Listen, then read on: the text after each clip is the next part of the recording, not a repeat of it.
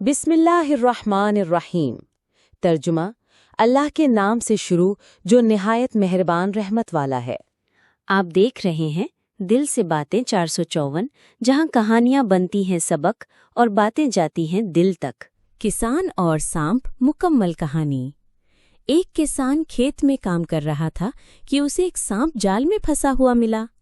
किसान के दिल में रहम आया, उसने सांप को आज़ाद कर दिया। मगर आज़ाद होते ही सांप किसान पर हमलावर हो गया। किसान ने कहा, मैंने तुम्हें बचाया और तुम मुझे नुकसान पहुंचा रहे हो। सांप बोला, मेरी फितरत यही है, मैं बदल नहीं सकता। किसान ने अक्ल और हिम्मत से काम लिया। सांप को दोबारा जाल में बंद कर दिया और कहा, एहसान फरामोश से भला यही उम्मीद रखी जा सकती है। सबक, नाशुक्री करने वालों पर अंधा यकीन कभी न करें।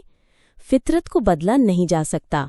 अगर कहानी दिल को लगी हो तो दिल से शेयर कीजिए और हाँ, सब्सक्राइब करना मत भूलिए। मिलते हैं अगली बात में, सिर्फ दिल से बातें 454 पर।